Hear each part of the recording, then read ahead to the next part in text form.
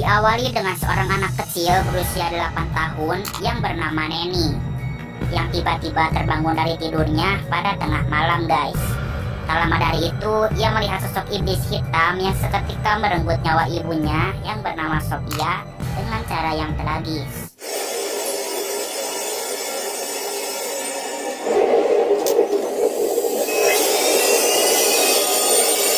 Dan film Bisikan Iblis pun dimulai. 8 tahun telah berlalu. Kini Neni tumbuh menjadi remaja yang cantik. Tetapi ia masih menyimpan rasa trauma yang cukup dalam dengan iblis hitam yang telah merenggut nyawa ibunya.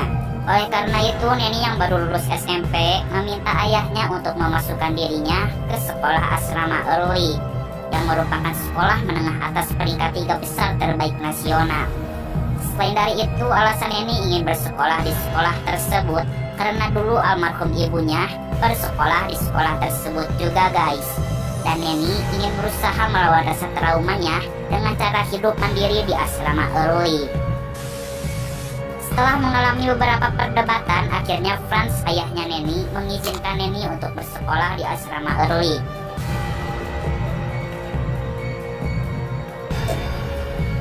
Sesampainya di sana, ia sudah merasa tidak enak dan melihat sosok hantu yang sedang bermain bola basket. Namun Neni berusaha tegar dan tidak ingin merasa takut kembali. Neni pun tinggal di asrama Blok Melati.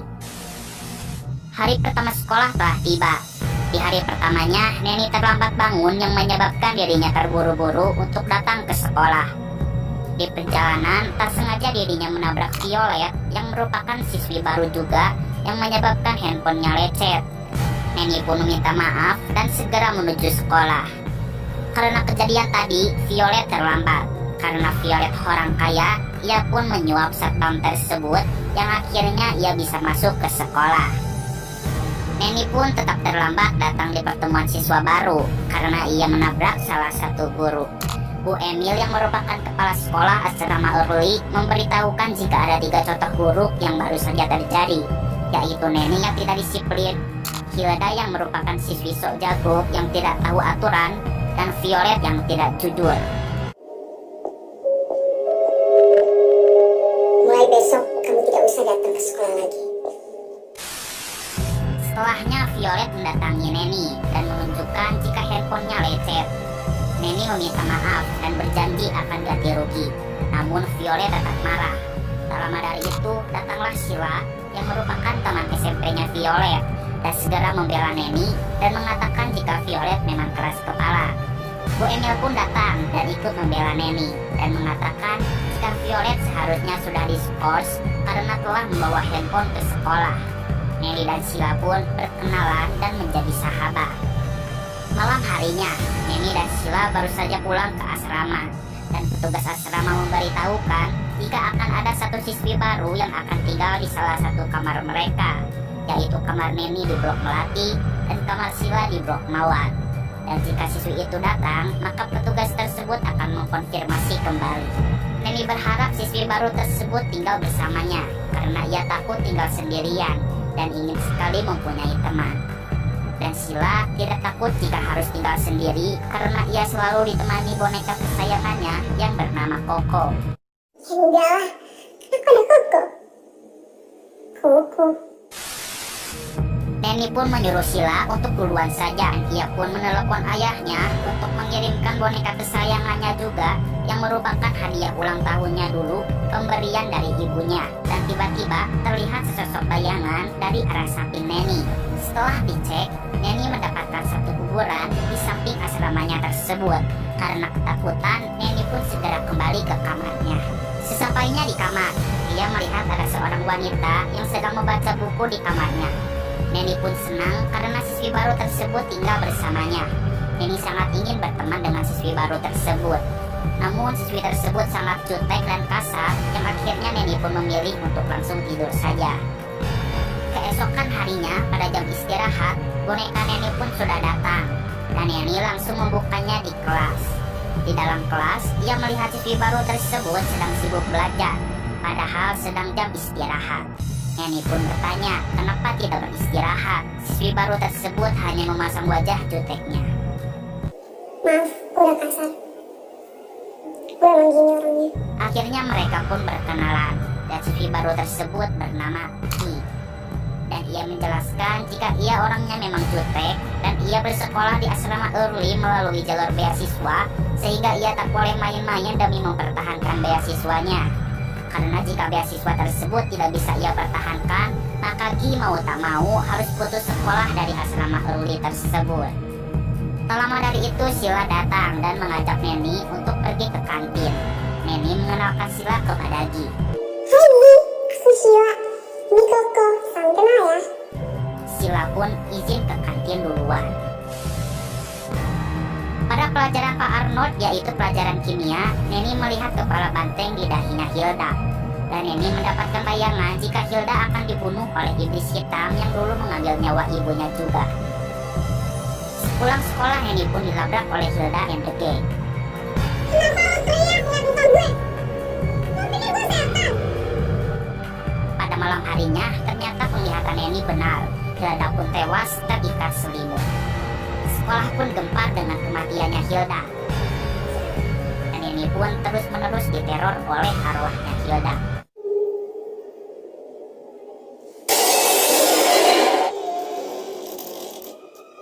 Sepulangnya sekolah, Gi yang sama-sama bisa melihat makhluk goib mengatakan jika arwah Hilda tidak jahat. Ia hanya ingin meminta bantuan. Yang pada akhirnya, ketika jam 1:30 pagi, Neni memutuskan untuk melawan rasa takutnya dan ingin membantu arwah Hilda.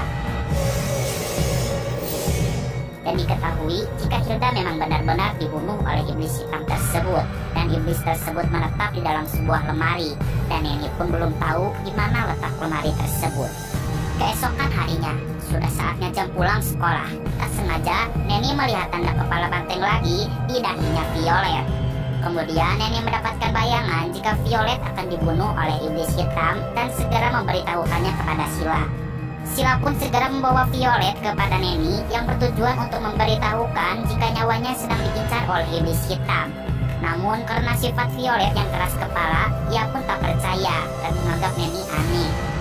Neni tak menyerah begitu saja. Ia pun mengikuti kemana Violet akan pergi dan berusaha melindunginya dari iblis hitam. Sayangnya usaha Neni sia-sia saja. Violet pun tewas tertabrak oleh lemari si iblis hitam tersebut. Sekolah kembali geger dengan kematian Violet. Bu Emil pun meliburkan semua siswinya selama 1 minggu dan akan mengusut kasus ini lebih dalam bersama pihak yang berwajib. Arwah Violet pun meminta bantuan Neni untuk mengungkapkan kejadian sebenarnya. Oleh karena itu, Neni dan Sila segera menuju rumah Bu Emil. Ini siapa? Itu Anastasia, anak saya. Neni pun memberitahukan jika Hilda dan Violet meninggal bukan karena bunuh diri ataupun kecelakaan, melainkan mereka telah dibunuh oleh iblis hitam. Kemudian Bu Emil bertanya, apakah Neni memiliki bukti? Neni pun menjawab tidak. Dan Bu Emil mengatakan jika ia akan berusaha untuk mengungkap masalah tersebut dan menyuruh Neni dan Sila fokus belajar saja untuk menghadapi ujian semester. Sesampainya di asrama, Neni mendengar kembali suara bola basket. Neni pun menyuruh Sila untuk pergi duluan ke kamarnya. Dan kemudian Neni mendekati arwah siswi yang suka memainkan bola basket tersebut. Tiba-tiba arwah siswi tersebut memberikan bayangan kematiannya yang memperlihatkan jika ia bernama Helena. Dan sebelum kematiannya, dia sempat membaca sebuah buku dan langsung terdorong oleh lemari iblis hitam yang menyebabkan ia jatuh dari tangga dan meninggal. Neni pun disadarkan oleh Ki, dan dia melihat jika bola basket hantu tersebut masih ada dan terdapat simbol berupa gambar dan angka 113. Neni kebingungan dengan simbol tersebut dan dia menyarankan Neni untuk menanyakan simbol tersebut kepada Bu Shirley yang merupakan penjaga perpustakaan. Diketahui juga nih guys, jika Bu Shirley ini sangat tahu tentang segala sesuatu yang ada dan bersangkutan dengan asrama Early, sehingga Gi pun menyarankan Neni untuk bertanya kepada Bu Shirley saja. Keesokan harinya, Neni dan Sila pergi ke perpustakaan. Bu Shirley mengatakan jika simbol tersebut berada di dalam buku yang berjudul Necromancy History. Dan tiba-tiba saja Ki sudah berada di perpustakaan dan menemukan buku tersebut dan menyuruh Neni untuk membuka halaman 113. Dan ternyata buku tersebut sama persis dengan buku yang dibaca oleh Helena, si hantu pembawa bola basket. Neni dan Sheila pun segera membaca buku tersebut.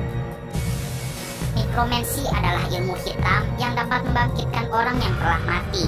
Trik ini membutuhkan korban sebanyak 16 jiwa demi membangkitkan secara utuh mayat menjadi hidup. Sang iblis akan mengumpulkan jiwa-jiwa tersebut dan dikumpulkan dalam wadah berupa guci. Dan iblis ini diciptakan dari bayangan dan sangat takut dengan cahaya. Ya jadi kira-kira gitu guys isi dari halaman 113 tersebut. Neni mengatakan jika mereka harus segera menemukan guci iblis hitam tersebut. Sheila pun menanyakan di mana letak kunci tersebut. Seketika Neni teringat kembali kepada petunjuk Hilda jika iblis hitam tersebut menetap di dalam sebuah lemari dan mungkin saja kunci yang mereka cari ada di dalam lemari tersebut guys. Mereka kebingungan mencari lemari yang sesuai dengan petunjuk arwahnya Hilda. Neni pun memutuskan mengecek terlebih dahulu ke ruangan guru BP. Namun sayangnya ruangan tersebut dikunci. Kemudian mereka melihat ada sebuah ruangan yang tidak dikunci. Neni pun segera masuk ke dalam ruangan tersebut dan Sheila jaga-jaga di depan ruangan. Di dalam ruangan, Neni mendapatkan sebuah foto Pak Ronald dan istrinya. Seketika, iblis hitam itu pun muncul kembali. Mereka pun lari ketakutan hingga menabrak penjaga asrama. Kemudian, Neni segera menanyakan tentang istri Pak Arnold kepada penjaga asrama tersebut. Penjaga asrama itu pun mengatakan jika istrinya Pak Arnold telah meninggal sejak 2 tahun yang lalu. Neni segera melihat buku yang baru saja ia pinjam dari perpustakaan tadi. Dan ternyata tercatat jika Pak Arnold telah meminjam buku tersebut pada 2 tahun yang lalu. Neni pun yakin jika Pak Arnold lah dalang dari semua masalah ini. Tak lama kemudian tanda kepala banteng muncul kembali di dahi Sheila. Neni berusaha agar Sheila bisa bertahan hidup dan segera menuju ke rumahnya Bu Emil. Sesampainya di rumah Bu Emil, Neni memberitahukan jika Pak Arnold lah dalang dari semua masalah ini. Neni mengatakan jika Pak Arnold sedang berusaha membangkitkan jiwa istrinya yang telah mati. Dan Neni selalu curiga dengan gelagatnya Pak Arnold ketika ada korban. Dan karena cukup bukti, Bu Emil langsung menyuruh orang untuk mencari dan membawa Pak Arnold ke rumahnya. Karena Pak Arnold tak bisa dihubungi. Tiba-tiba arwah Helena, Hilda dan Violet datang menghampiri Neni yang bermaksud untuk meminta tolong kembali. Neni yang kebingungan dengan arti dari para arwah tersebut segera menuju ke sekolah kembali dan menitipkan Sheila kepada Bu Emil. Sampainya di sekolah, Neni melihat Gi masih ada di perpustakaan. Neni dan Gi pun segera melihat tanda-tanda korban yang telah tewas karena iblis hitam. Dan tiba-tiba Neni tertidur. Neni diberi bayangan oleh Gi tentang kejadian 16 tahun yang lalu. Gi memperlihatkan ibunya Sophia dulu saat masih muda berteman dekat dengan Gi. Karena pintar, ibunya Sophia membantu Gi dalam belajar supaya Gi bisa mempertahankan beasiswanya. Dan ia diperlihatkan kepada Anastasia yang merupakan anak dari Bu Emil yang sedang dihukum karena mendapatkan nilai yang jelek dan memiliki sedikit peluang untuk mendapatkan beasiswa. Jadi Bu Emil ini maksa Anastasia buat bisa merebut beasiswa karena hanya masalah gengsi guys. Sophia dan Gi pun membantu Anastasia hingga nilai Anastasia melonjak naik. Sehingga Anastasia bisa saja merebut posisi beasiswa yang sedang dipertahankan oleh Gi. Oleh karena itu Gi mulai menganggap Anastasia sebagai saingannya dan persahabatan mereka pun mulai renggang. Tepat pada hari ulang tahun Anastasia, Gi meletakkan racun di dalam kuenya. Dan Gi tidak ikut yang beralasan sibuk belajar. Dan Sophia sudah tahu jika kue ulang tahun tersebut beracun, sehingga Sophia pun membuangnya dan membeli yang baru. Sesampainya di rumah Anastasia, Sophia melihat Anastasia sedang berdebat dengan Bu Emil. Anastasia tidak menginginkan beasiswa tersebut dan ingin berhubungan baik dengan Gi kembali. Namun Bu Emil sangat egois dan menamparnya. Kemudian Anastasia merayakan ulang tahunnya bersama Sophia. Dan saat Sophia akan pamit, Anastasia memberikan surat kepadanya dan memohon untuk membacanya di asrama saja. Sophia pun memenuhi keinginan Anastasia. Dan ternyata itu surat pesan dan kesan untuk terakhir kalinya dari Anastasia. Anastasia pun bunuh diri dengan meminum racun dan tak sengaja racun tersebut mengenai kue pemberian Sophia yang sudah Anastasia makan. Sehingga Bu Emil sangat sedih dan mengira jika Sophia lah yang telah membunuh anaknya. Sophia pun ditangkap oleh polisi dan Sophia menyuruh Gi untuk membaca surat dari Anastasia. Gi merasa sangat bersalah. Gi menyesal karena karena ia telah memusuhi sahabat yang sangat menyayanginya, sehingga sahabatnya tersebut memilih mundur dan memberikan beasiswanya tersebut kepadanya. Pada akhirnya Gibbon memutuskan untuk membunuh dirinya sendiri dengan cara meminum racun. Sophia pun telah dibebaskan oleh Franz temannya, karena Franz menyerahkan surat Anastasia kepada pihak polisi, sehingga kematian Anastasia murni bunuh diri dan bukan rencana pembunuhan dari Sophie. Setelah lulus, Franz dan Sophie pun menikah dan memutuskan untuk merahasiakan semua kejadiannya kepada siapapun, termasuk kepada anaknya, yaitu Nanny. Sedangkan Bu Emil masih sangat terpuruk dan memilih untuk membangkitkan kembali anaknya yang sudah meninggal dengan bersekutu dengan iblis. Oleh karena itu, Bu Emil membutuhkan korban sebanyak 16 jiwa untuk membangkitkan kembali anaknya Anastasia. Nanny pun sadar, dan selama ini Guy merupakan teman goibnya saja, dan Guy meminta tolong kepada Nanny untuk meluruskan kesalahpahaman dari semua masalah ini. Nanny pun mengetahui jika dalang dari semua ini adalah Bu Emil dan bukan Pak Arnold, dan mungkin saja Pak Arnold meminjam buku tersebut hanya untuk dibaca saja. Diketahui jika iblis hitam tersebut membutuhkan 16 jiwa untuk dikorbankan, dan sudah ada 15 jiwa yang sudah menjadi korban dan hanya tinggal 1 jiwa lagi saja yang dibutuhkan iblis tersebut. Seketika Nanny teringat kepada Sheila yang sedang berada di rumah Bu Emil. Sheila yang berada di rumah Bu Emil pun ketakutan dan pingsan karena ia melihat jasad Anastasia yang sudah menjadi tengkorak. Nanny segera menuju rumah Bu Emil, dan Nanny berhasil menggagalkan ritual pembangkitan mayat Anastasia. Nanny pun segera menyadarkan Sheila. Setelah Sheila sadar, tiba-tiba pintu yang berada di depan mereka terbuka dengan sendirinya, dan terlihat sebuah lemari yang ternyata lemari tersebut merupakan tempat tinggal iblis hitam. Iblis hitam tersebut tiba-tiba keluar dan menyerang Nanny hingga tubuh Nanny terangkat ke atas dinding. Sheila segera mengambil kunci di dalam lemari tersebut yang merupakan tempat berkumpulnya jiwa-jiwa yang telah menjadi korban iblis hitam. Kunci tersebut pun dipecahkan yang menyebabkan Nanny selamat dari serangan iblis hitam. Tak lama dari itu, iblis hitam keluar kembali dan menarik kaki Sheila. Nanny berusaha menahan Sheila yang kemudian datang lagi dan ibunya untuk membantu Nanny menarik Sheila. Dan Sheila pun selamat dari iblis hitam tersebut. Franz, ayahnya Nanny, seketika teringat dengan kematiannya Anastasia dulu yang merupakan anak dari kepala sekolah asrama Early, dan ia khawatir kepada keadaan putrinya Nanny yang sedang bersekolah di asrama Early, sehingga Franz pun segera menengok Nanny. Di sekolah, Franz mendapatkan informasi jika Nanny telah pergi ke rumah Bu Emil, dan sesampainya di rumah Bu Emil, Franz pun segera membawa Sheila dan Nanny keluar dari rumah tersebut dan segera ke rumah sakit. Saat akan keluar rumah, tiba-tiba Bu Emil bangun dan langsung menjandra Nanny dengan pisau.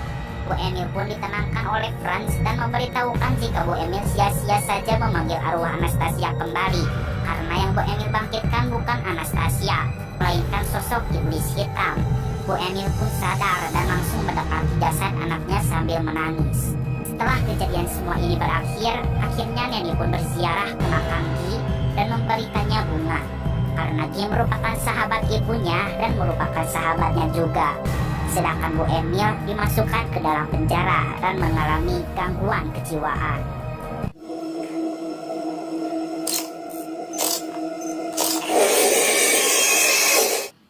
The end.